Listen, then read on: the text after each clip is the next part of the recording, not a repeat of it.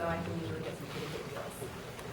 Thank you, Tracy. There's a motion on the table. Is there a second? I'll second. It's been moved and seconded. Any further discussion? Seeing none, all those in favor say aye. Aye. Aye, motion passes. We will now, we've already attended to 7B. We will now go to item 8. Javier Sanchez.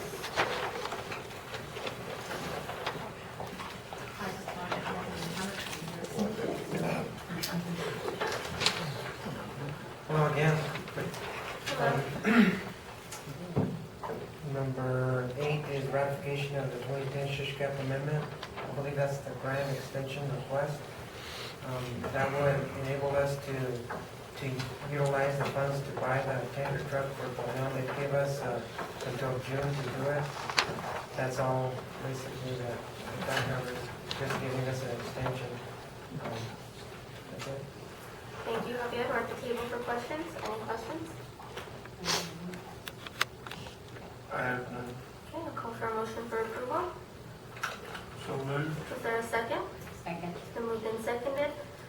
All those in favor say aye. Aye. Aye. Aye. Motion passes. We'll now go to item 9, contract between Torrance County and Usenet for backup satellite internet. What I'm looking for here is satellite internet for the DOC, for the Emergency Operations Center. It's a continuity of operations measure, countermeasure, I guess you could call it, because there's been already once it's happened where we've lost radio communication and we've also lost internet communication from our local provider, local internet services. If the tower goes out, the repeater goes out, when we don't have, we're back to writing messages on paper, and cell phone coverage is often quickly lost when something like that happens. We lose all your communications medium. So what satellite internet does is it allows us to continue using internet even when our local provider has failed. The way this is achieved is there's a satellite up in space that would be talking to a transmitter down here at the dispatch center, and we would be not talking to a tower or a repeater up on the mountain or anywhere else. We'd be talking to satellite way up in space, and so the only way we would lose that connection is if the satellite went out, which doesn't really tend to happen. It's a safeguard so that we don't lose communications and we're able to talk to each other via email. Even if we lose radio, we can still talk to the EOC up in Santa Fe, we can talk to other EOCs, we can talk to other agencies, we can, anything that is done via email we can do. And there's two vendors. There's Hughes and Wild Blue. Those are the two, none of the local internet providers have a satellite up in space. There's basically two major providers for this part of the United States, and that's Wild Blue and Hughes internet services. And do you have any material, is there any material there? Do you have a packet or anything with information? Okay. Yeah. Well, if you look at my option, I would choose Hughes because I believe that they save us some money, and also that they have an additional option of a 12-month term as opposed to a 24-month only. So if you were to do the math, if you were to go with Wild Blue, there's 3 components that fit into this. You have your installation fee, you have your monthly fee, which has to be multiplied by the length of the term, and then you also have your activation fee. Those are the 3 costs associated with this. So when you look at Wild Blue, they charge you $600 to install it, and then they charge you $80 per month, and it's only, the shortest term is 24 months, so you have to multiply 80 times 24, it gives you 1,920. So if the activation fee is $140, so if you add those 3 figures, you come up with $2,660. If you look at Hughes, the 24-month term costs you $700 to activate it, but per month they're going to charge you $60 and it's $50 activation fee. So if you multiply 60 times 24, it comes out to 1,440. So if you add the three figures, it comes out to 2,190. And if we were to opt to go with a 1-year term, then that number will fall to 1,470, and we could decide at the end of the year if we don't want it, we could cancel it, or if we want to keep it, we could opt for another 12-month period or 24-month, extended further. I've never worked with either one. Talking with our IT person, he recommended Hughes just because he's heard good things about it. I've talked to my counterpart in Bernalillo County and Sandoval County, and they actually have Hughes. Sandoval actually has Wild Blue, but I personally like the Hughes just because they have the 1-year option, and we can cut them off at the end of the year without being penalized. The penalty for both is $400. So if we were to want to leave the contract, then we would be billed $400 in either event. However, I think the 12-month period is a pretty good grace period where we can test them out and see how well they function. And this is the cheapest service.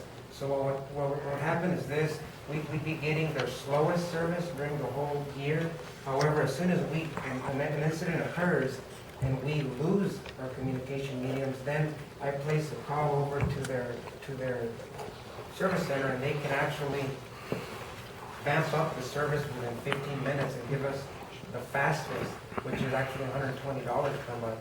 So in the event that we need to vamp up to the fastest service when it's needed, we can change that and then vamp back down, if that makes sense. Once the incident's over, then we go back to $60 a month. I think that's pretty much, there's also a lease option with both of these, but the lease option is like many leases. It ends up being very expensive in the long term, and I think it's better if we were to just install the equipment and purchase it rather than lease it, just because the cost goes up quite a bit. I didn't even include the numbers for that because I didn't like it at all. I didn't do that. Well, thank you, Javier. You certainly did your homework on this, and we're now at the table for questions. Javier, this service would take over without being activated. It would take over automatically once it says to failure of ours? No. I would have to make a call. The satellite internet would always be functional, but it'd be at the slowest service. However, once an incident occurs and we lose all our communication mediums, then I would have to place a call with my cell phone, or via an email with the slow service, communicate with our rep, and they would be able to make a transition in service from the slowest to the fastest within a period of 15 minutes from the time that I let them know that we need that service.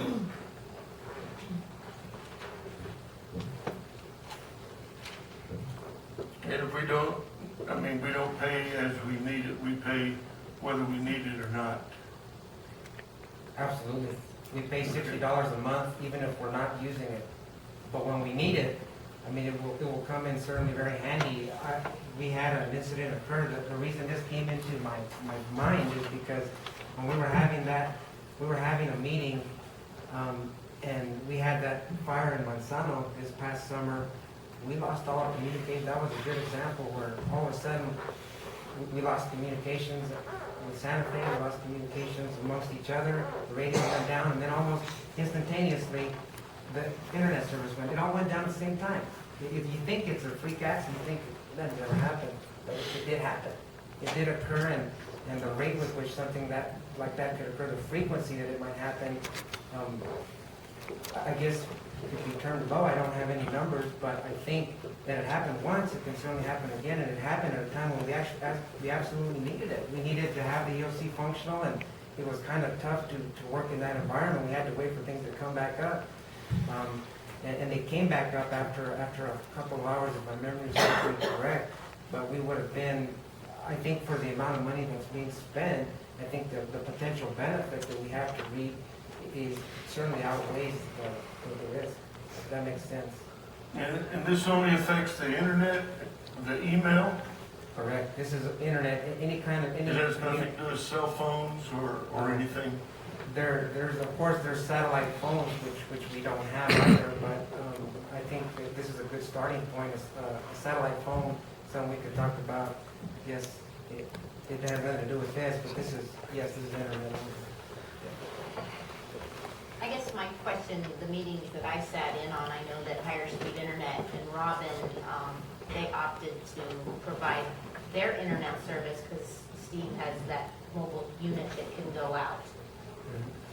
What is your thought for not utilizing that, being that we don't have issues like on a regular basis to justify spending the monthly? In the event that we had the tower active, the higher speed internet could come out and deploy their unit anywhere. But if that tower is not functional, then even that unit is disabled.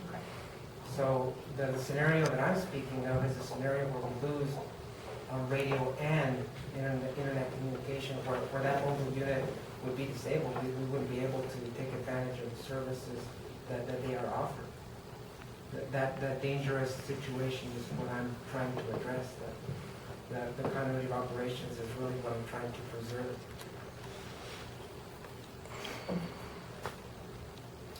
Thank you, Javier. Any further questions? I don't believe I have any. I was just trying to think how important an internet email would be during a fire. I mean, I can't imagine, that you can't pick up the phone and call someone versus sending them an email. When your telephone communications are also cut, and you try to use a cell phone, everybody opts for the cell phone. A lot of VOCs in the state, their backup is the cell phone. But of course, when an incident like this occurs, where everybody loses, everybody is trying to communicate with the cell phone. And the way I understand it, their bandwidth gets overloaded, and sooner or later, almost immediately, your cell phone service is cut too. So you can't really talk on the phone either. So what ends up happening is we're not able to communicate. If we need resources, say we needed resources from the state, it'd be difficult to communicate. And we have a system where we use the internet we had a training on it some time back, where this system is a communication system that's internet based. So it's not based on email. It sends you emails, but you log into this system, and if you have a request for a certain resource, you have to follow this process where you communicate directly with the state EOC, and it's very efficient, it's very quick, and it would be fully enabled by this service. So we wouldn't need, if the phones went down, the radios went down, everything went down, we'd still be able to say, hey, you know what, I need 2,000 brush trucks over there in Torrance tomorrow to put out a big old giant fire. We can still make a request for certain resources, and that would not be disruptive, if that makes sense. We can still ask for resources and also communicate back with them with situational reports and so on and so forth. And as you stated, these are the only two providers. There are no local providers for satellite. There are no local providers.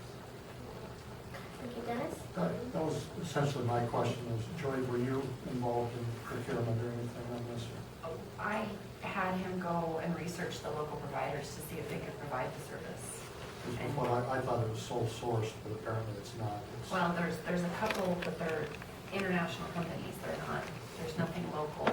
According to Javier, there was nothing local that could provide the service that he was after. Okay. Correct. Yes, for me it's hard because, we all pay insurance monthly and hope and pray to God you don't have to use it. I hate to not have this and then wind up kicking ourselves a little bit later wishing, we've already had an episode that, we knew what we were lacking. But I have a hard time spending that monthly and getting it set up for it just to sit there.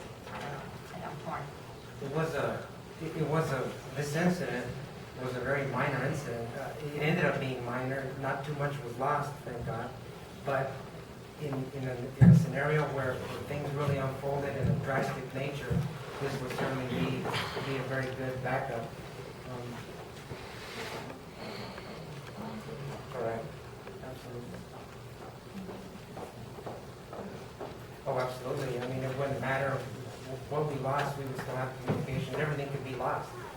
I mean, you could have a real drastic episode occur up in space, that satellite's still gonna be functioning. So almost, it could be, almost regardless of any situation, you'd have communications. You'd have a communications medium.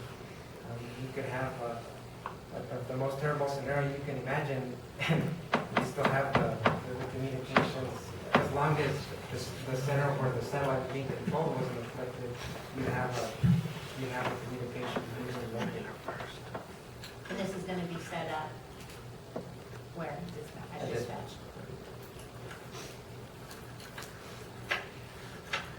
Well, I'm now ready to call for a motion for approval and see if there would be a second.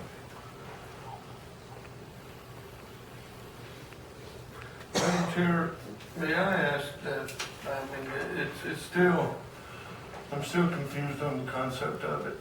And I would like to ask that we table this till next meeting, to give me an opportunity to look more into it and make a more knowledgeable approval or a disapproval of it. I would just like, I think we can delay it 2 weeks. Is that okay with you, Javier? I think that'd be fine. Can I make the motion we table it? Yes, sir. I'll second. Thank you. It's been moved and seconded. Any further discussion? Seeing none, all those in favor say aye. Aye. Aye. Motion passes. The item has been tabled. Thank you. Thank you, Javier. And that would be 9 also? No, that was not. Okay. We'll now go to item number 10, issues of emergency response time by Superior Ambulance to the Toyota and Manzano areas. Perea. Hello, Commissioners, and first off, I'd like to apologize for not being at the last meeting, and thank you for including me on the agenda today. I just wanted to bring this to your attention, and I don't know if you guys have any control over it or can do anything about it. We've had some incidences in the Torreon area that hate you, and there's going to be more of them, where something's happened to somebody, they needed an ambulance, so forth, called for, and I'm not saying the response time of Superior is fine. You know, whenever they call, they respond right away. The location, I guess, is what is the problem. A few times, somebody's gotten hurt, and we've had to have an ambulance there. We've had first responders go, maybe a local ambulance, maybe the first responders from our department went, and they get to the person. Actually, in a couple of situations, it was pretty dire, and they had to be flown out. So the helicopter comes in, flies them out. Well, Superior gets there about the same time as the helicopter, and they do what they can to help. They fly them out, but yet these people still get charged by Superior. They get charged by the helicopter, and I don't. Just the problem is the location. And do you guys have any control as to, and I think I was talking to Jason this morning. He said that there's not actually a contract where Superior's paid anything by the county. It's just what is billed to them for their services. Is there anything that the county does have control over as far as location, or can influence that at all as far as a hub where they respond out of? Do you guys know, Joy, or any of you all? We could, Dennis probably would want to interject. We could ask them to provide a substation in part of the county, but because there's no exchange monetarily, they don't necessarily have to. And I guess maybe I'm just a little bit ignorant on, does the county not really have any interaction with Superior? I mean, as far as that goes, I mean, they're not anything there's not a contract, there's not an agreement with them, they're just a service that's provided to the county just as them as a private agency, is that correct? No, they're a contractor of the county, and they have been for many years. Right. We're currently looking into other avenues. We've applied for a grant to try to get paid personnel to have our own local ambulance service, so we could have ambulances in each district. But Superior is, and we did some years back look at RFPing ambulance service, but there's so many pros and cons, and most of them were looking for a subsidiary from the county, and we don't have it. The only thing that we offer them is the EMS Fund Act applications that belong to the county they use for ambulance, for their but we don't, because they're a contractor, we don't have a lot of control over how they operate within the county. And as far as the billing, there's, and like the word has escaped me, but there's something in Tariff. statute, the tariff, thank you. The tariff, they are allowed by that state tariff to bill if they respond. Right, and I understand that, and I think that's, I guess I think that's fair.